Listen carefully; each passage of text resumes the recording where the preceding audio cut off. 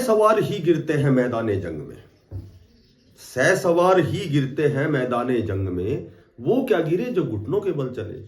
और बोला हारने वाले का भी एक रुतबा होता है, अफसोस तो वो करे जो दौड़ में शामिल ही नहीं हुआ। नमस्कार प्यारे बच्चों, देखो आज की लेटेस्ट अपडेट माननीय चेयरमैन साहब द्वारा कि आपका रिजल्ट कब आएगा, आपके लिए आंसर की कब जारी होगी, ठीक है। आपसे आपत्तियां मांगी जाएंगी। जब आंसर की आती है तो कहीं कहीं एक दो क्वेश्चन ऐसे होते हैं जो एनसीईआरटी द्वारा कुछ और निर्धारित होते हैं, ठीक है, एचएसएससी द्वारा वो कुछ और निर्धारित होते हैं।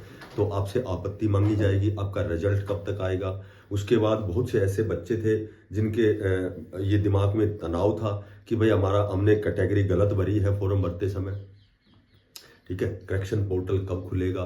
तो इस तरह की चीजें लगभग आपकी 2025 में वैकेंसीज आएंगी, ठीक है। तो आपका जो ये जो आपका जो सीईटी है, ये सीईटी आपका निर्धारित करेगा कि नॉन टीचिंग पदों पर आपका सिलेक्शन होना है या नहीं होना है। क्या वास्तव में 65 से 68 तक जो आपके नंबर हैं वो सेव हैं, ठीक है। उसके बाद नॉर्मलाइजेशन होगा या नहीं होगा।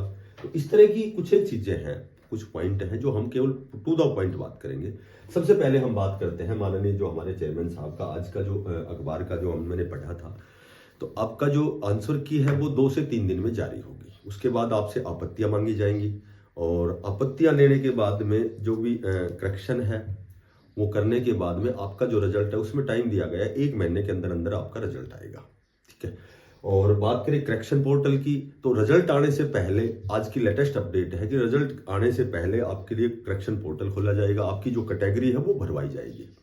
क्योंकि उस समय जल्दबाजी में, आनंद फानंद में बच्चों ने जल्दबाजी में वो फॉर्म फिलअप कर दिया, क्योंकि लास्ट डेट आने की वजह से उन्होंने जनरल में फॉर्म भर दिया। तो मैंने आपको पहले भी कई बार बताया था कि आपका जो करेक्शन पोर्टल है वो, मेरी पीछे की कभी वीडियो देखना, मैंने बताया था आपको कि करेक्शन पोर्टल आपके एग्जाम के तुरंत बाद खोला जाएगा, उसके बाद ही आपका रिजल्ट आएगा, उसके बाद ही 10 गुना निर्धारित होगा, ठीक है।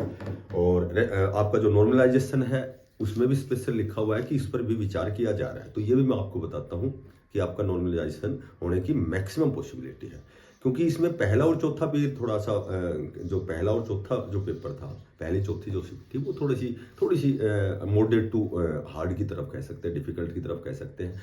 दूसरा और तीसरा कह सकते हैं इजी टू मॉडरेट, यानी कि सरल से एवरेज की तरफ कह सकते हैं, ठीक है। हालांकि हर सब्जेक्ट में 4 से 5 क्वेश्चन ऐसे होते हैं, चाहे कितना भी बेसिक पेपर बनाओ, 4 से 5 क्वेश्चन हर सब्जेक्ट में ऐसे होते हैं जो बहुत अच्छी तैयारी वाले ही कर सकते हैं।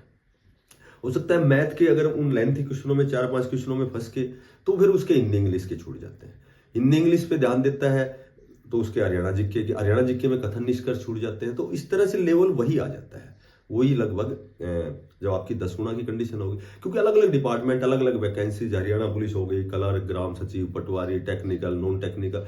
तो बच्चे जो टॉप स्कोरर है वो अपर लेवल की भी उन भर्तियों में 10 गुना में काउंट होंगे। तो हरियाणा पुलिस हो गई, जैसे हरियाणा पुलिस की हम छोटा सा एग्जाम्पल लें, तो हरियाणा पुलिस में सभी फिजिकली बहुत अच्छे स्ट्रॉन्ग नहीं होते। बहुत जो अच्छा स्कोर ले सकता है, जो अच्छा स्कोर कर सकता है, वो फिजिकली इतना स्ट्रॉन्ग नहीं होता है। फिजिकली बहुत अच्छा होता है जो आर्मी के लिए रेस की इनकी तैयारी करता है, तो वो बहुत अच्छा स्कोर गेन नहीं करता है। तो ये कोई चीज विरोधाभास में है, कंट्रोवर्सी में है। तो ये मत मानो कि सारे ही 70+ वाले बच्चे हैं। देखो ऐसा नहीं है कि भाई, हो सकता है 80+ वाले भी हों, क्योंकि पेपर बहुत ज्यादा डिफिकल्ट नहीं था। और पेपर की छोड़ो, सबसे बड़ी बात तो ये है कि बहुत लंबे समय से तैयारी कर रहे हैं। असली मुद्दा ये है कि पेपर तो इतना आसान नहीं था, लेकिन वो आसान इसलिए लगता है क्योंकि हमने 7-8 साल, 2018 डी ग्रुप, फिर सीईटी, फिर उसके बाद बहुत से हरियाणा के एचएसएससी के एग्जाम, तो लगभग उन बच्चों को बार बार वही क्वेश्चन देख देख के वो चीज सरल हो जाती है, ठीक है। फिर भी कुछ न कुछ गलतियां होती हैं, ऐसी बात नहीं है कि भाई सभी के 80+ आते हैं, ऐसा कुछ नहीं होता है। तो 10 गुना का मतलब यह है कि यदि क्लर्क में 6000 वैकेंसी है तो 60,000 बच्चे उठाए जाएंगे, यदि किसी में 2000 वैकेंसी है तो 10,000 बच्चे उठाए जाएंगे। तो इस तरह से किसी में 400 वैकेंसी है तो 4000 बच्चे उठाए जाएंगे। तो कुछ एक लेवल के बच्चे, कुछ एक क्राइटेरिया बना के उन बच्चों का सिलेक्शन, जिनका 10 गुना में तो लगभग उनको कॉलिंग की जाएगी, जिसके लगभग 65 से 68 तक क्वेश्चन बनते हैं। मैं ही बात कर रहा हूँ जर्नल के, ठीक है। बाकी ओबीसी, एससी, एसटी, इनमें तो और भी लगभग 60 तक वाला भी उठेगा। अब ये चौथा पेपर यदि नॉर्मलाइजेशन नहीं होती है तो जो चौथा पेपर है ये तो इतनी क्लिष्ट स्तर का है, मतलब इतना अच्छा लेवल का पेपर है कि स्पेशल सब्जेक्ट वाले जो अध्यापक हैं वो भी गलतियां करेंगे, ठीक है। क्योंकि जब एक अध्यापक जो पार्टिकुलर एक ही सब्जेक्ट का है तो वो पूरे नंबर नहीं ले सकता इसमें, तो ये समझ सकते हो कि बच्चा ऑल ओवर कितने नंबर ले सकता है। तो ये इसका एवरेज लगभग 58 से 60 तक ही बनेगा चौथे वाले का, एवरेज की बात है। हो सकता है लेने वाले 70 प्लस भी चले जाए। तो कहने का मेरा मतलब ये है कि जनरल में जिसके 65-67 तक बढ़ते हैं वो लगभग हर उसमें भर्ती में उठेगा।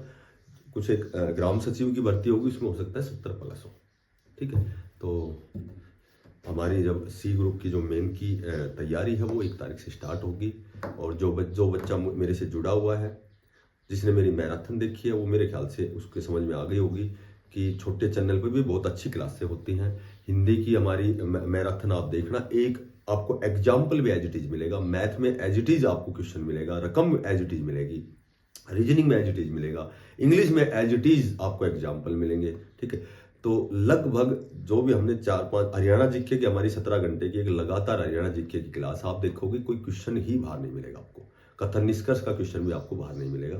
तो लगभग थोड़ा सा दिमाग में ये देखो कि जरूरी नहीं है कि भाई छोटे चैनल पे अच्छी क्लास नहीं होती है, ये चूंकि तुम्हारी गलती नहीं है, ऐसा होता है, दिमाग में कुछ चीज होती है। तो आप 1 तारीख से हमारी सीईटी मेन के एग्जाम की क्लास स्टार्ट होगी सुबह 8 बजे से, और आप पढ़ के देखना, फ्री ऑफ कॉस्ट हमारी क्लास होती है। जो बच्चा नया है चैनल को सब्सक्राइब करना, ज़्यादा से ज़्यादा आप इसको शेयर करना। फिर मिलते हैं किसी नई अपडेट के साथ, तब तक के लिए सभी साथियों को, बच्चों को बेस्ट ऑफ लक, धन्यवाद, राम राम।